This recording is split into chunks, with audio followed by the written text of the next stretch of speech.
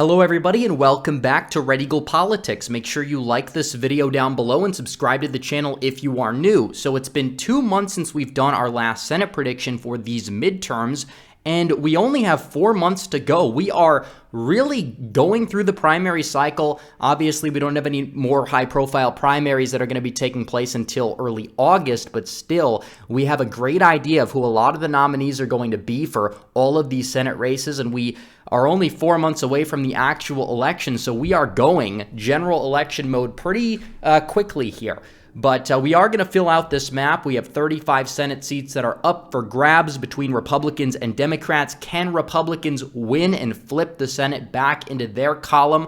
We'll just really have to wait and see what happens. We're going to fill this map out. Obviously, a lot of people are saying that the Dobbs v. Jackson decision, which overturned Roe v. Wade, is going to impact the midterms. Personally, I don't think they're going to impact the midterms that much. I did an article about this on my website for exclusive members, which it's only $5 a month or 16 cents a day to join. That kind of explains why. Also, I did a video looking at the 538 forecast for 2022 and why it's totally garbage. Full-length video. All these exclusive videos are on my website. You could join the website, join the Discord server. The link is in the description down below. But also, before we get started, I have to tell you guys about my very good friends over at Noble Gold. So, inflation is 8.6% and climbing, and you're going to need to get some help to get back to financial safety. Call Noble Gold, and their experts will share their knowledge of gold IRAs so you won't have to worry about a thing. And if you're quick, they're giving away an incredible 10th-ounce American Eagle gold-proof coin with every qualifying IRA or 401k rollover. You can't go wrong with Noble Gold. Call the team now at 877-646-5347 to find out more, or visit noblegoldinvestments.com. So we're going to fill this map out. We're going to start off with the safe states here. We're going to start off with the safe blue states: Oregon, California, Hawaii, Illinois, New York, Connecticut, Vermont, and Maryland. I believe that is all of them so far. I mean, there's not a lot of Dem seats in general that are going to be up for re-election. And on the Republican side, we have Idaho, Utah, North Dakota, South Dakota, Kansas, Oklahoma's Maine, Oklahoma Special, Arkansas, Louisiana, Alabama, South Carolina, Kentucky, Indiana, Missouri, and yes, I believe that Iowa and Ohio both fit that bill, as well as Florida, just because of who the nominees are in the case of Florida and where the national environment is heading for basically all three of these states. Florida at the presidential level very well could be likely red in 2024 for all we know. And Iowa and Ohio are definitely moving towards safe status there. So we also have to mention Alaska. This one's a little bit unique because of the fact that you have 2 Republicans that are vying for it. There's ranked choice voting. Will Lisa Murkowski have pissed off enough Republicans to give the election to Kelly Tshibaka? I sure hope so, but we'll really just have to wait and see. But furthermore, we can move on. We can start filling out the likely states. We'll start off with the likely Democrat states, starting off with Washington State. And the polls for this race have it within 10. Some even have them within 5. You have Tiffany Smiley, who is running up there as a Republican. She's running a fairly solid campaign, is getting crossover support. It is going to be a red wave year, but will it be enough in a state like Washington to flip it red? Probably not, but I'm going to put that one up in the likely D column. And in Colorado, Joe O'Dea just won the Republican nomination. He is somebody who I guess you could say has some independent appeal, but I don't know how much he has. I think he's actually going to outperform the Republican gubernatorial nominee, but I still think he's probably going to lose to Michael Bennet by around 7 points or so. Colorado is not the Colorado that it used to be. You look at suburban Denver. Suburban Denver is just off the chain to the left, and it's a very heavy mail-in state, so the turnout is probably going to be up on all sides, which might benefit Dems in this cycle. So Colorado, we'll put that one as likely D. Furthermore, let's move on to the likely Republican states. I think that North Carolina, even Nate Plastic, over at 527 is rating North Carolina as likely R. Ted Budd is a very good general election candidate. He was a candidate that's actually fairly solid on the issues. He will be an upgrade from Richard Burr, for sure. Richard Burr, the corrupt rhino who voted to impeach Donald Trump and has all these corruption scandals. Yeah, the two are obviously intertwined, go figure, but Ted Budd is going to take over. He should beat his no-name challenger by probably close to 8 points or so, in my opinion. Also, in this category, we're going to put the state of Wisconsin as of right now into the likely R column. You look and you see the fact that Ron Johnson is running for re-election. He's well liked among Wisconsin Republicans and independents alike, and he's going to go up against somebody that kind of toes the line between the Bernie wing of the Dems as well as their neoliberal side.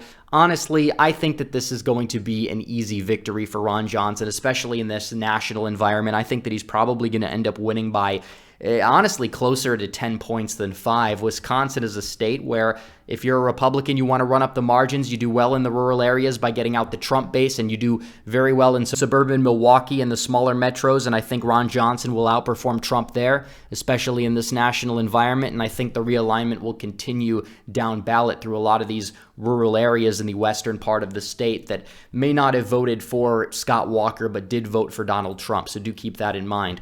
Also, moving forward, I'm going to shock the world here and add Nevada to the likely Republican column, and people are going to be like, why? Yeah, you can't do that, and it's really understandable why, and I think this is going to age very well or very poorly, mainly very well. You look at Adam Laxalt. Adam Laxalt is somebody who's a very solid candidate. All wings of the GOP like the guy, and he's fairly solid on the issues, and Laxalt is a very popular name in the state. He outperformed the national environment by like 4 or 5 points back in 2018.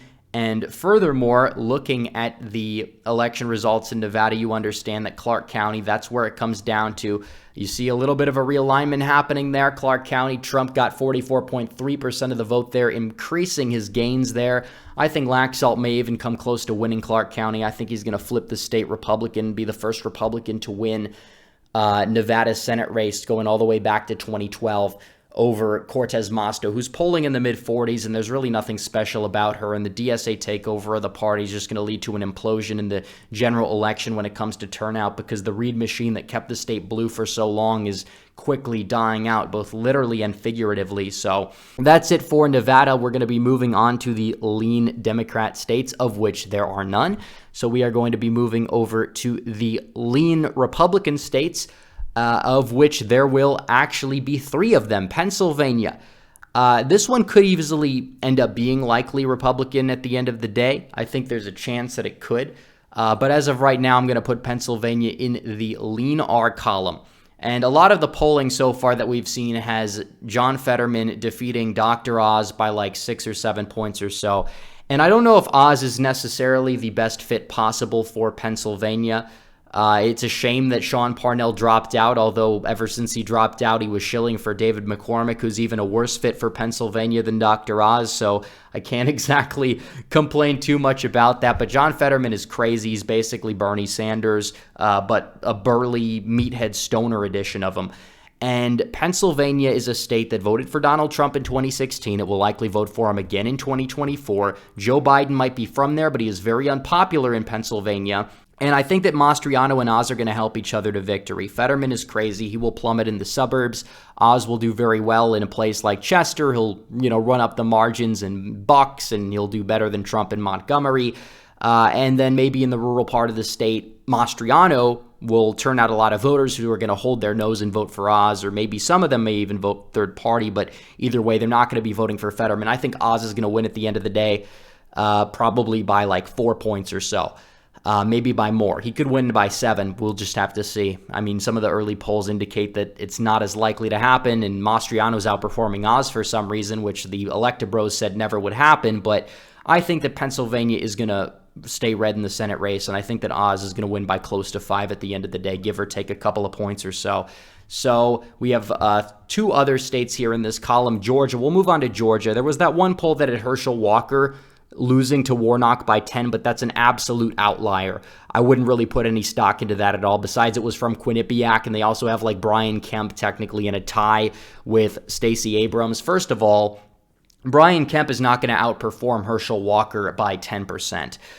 There's no way. He might outperform him by like 5 to 6, but he's not going to outperform him by 10, and Brian Kemp is not going to lose to Stacey Abrams. He sucks, don't get me wrong, But Stacey Abrams is Stacey Abrams, and she's going to energize a lot of turnout against her, maybe if it's not exactly for Brian Kemp. I think you look at Georgia, you look at the fact that the national environment's going to be moving to the right by 10 points. Yes, there are trends against Republicans in a lot of these suburban counties in Atlanta where the population is, but you just need to do 1% better than Trump in every single suburban county. A football legend like Herschel Walker can. I think he'll get it done. I think he's going to win Georgia by 3. Is he the strongest candidate Republicans are putting up this cycle? No, but his messaging has been fairly all right so far. He's going to end up winning, no questions asked. So up next, we have the state of Arizona. The state of Arizona, Blake Masters is basically going to be the nominee right now. Mark Brnovich in the recent polling is now down in, second, third place with 15%.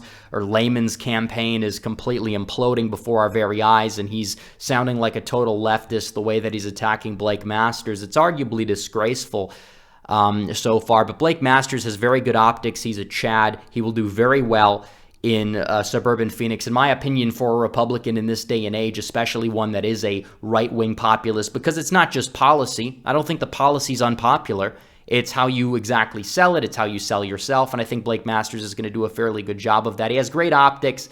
He's somebody that doesn't bend or cave to the left, and Arizona's a younger state as a whole. I think he appeals more so to that demographic. I think that he's going to beat Mark Kelly. Mark Kelly is old. Mark Kelly is somebody who ran a campaign as this centrist, moderate Democrat in the mold of what people think that Kyrsten Sinema is. However, his voting record has been anything but since he's got to the Senate. At least Sinema will pretend to be a moderate and keep up the appearances, keep up the good optics with a lot of Republicans in the state. But Mark Kelly, he doesn't even try to do that. I think that Masters is going to win at the end of the day by around 2-3.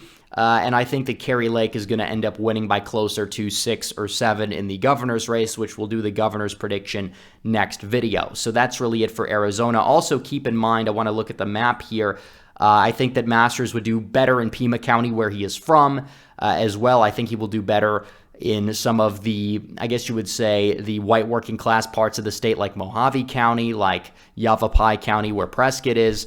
And also in Yuma County, because the border is a big issue in Yuma County. We have a border crisis right now. Masters is like one of the only people that's actually talking about it. So for that, I think we're going to put Arizona in the lean Republican column, which leaves us with just New Hampshire as the remaining state. And honestly, I don't know what is going to happen in New Hampshire. I keep saying this. There's been some contradictory polling. It really depends who wins the nomination. Some people in some polls are saying that Chuck Morse is going to win the nomination. Other polls and other people are saying that Don Bolduc will win. I think that Morse may be a little bit more electable in New Hampshire because he's got more resources, because he has more name recognition. But at the same time, Bolduc may be better than him on some issues, but is he as likely to win? I'm not entirely sure. I think that this one could go either way. I think that if there is any state where Dems might be fired up about Roe, it might end up being New Hampshire.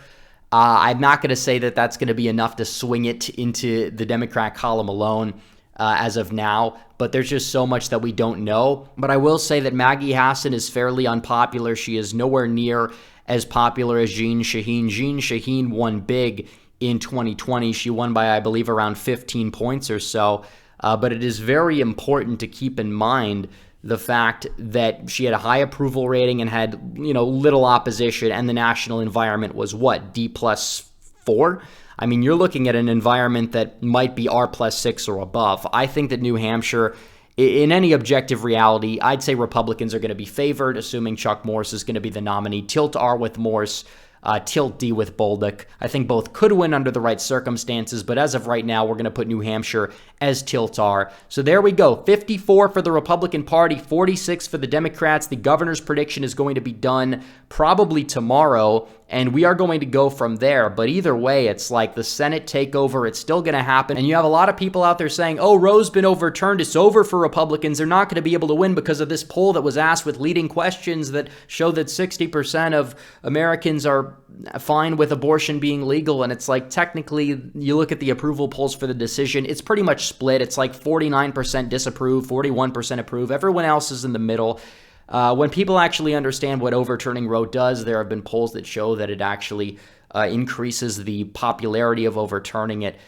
believe it or not. So I think this is going to be a total wash. I think Republicans are going to win the Senate, and I think that they will, if anything, sweep the toss-up states as we see here on this map. So anyways, guys, thanks for watching this video. Like this video down below, comment down below, subscribe to the channel, hit the bell for notifications so you never miss another video. Follow me on social media. The links are all in the description down below. As always, guys, thanks for watching. Red Eagle out.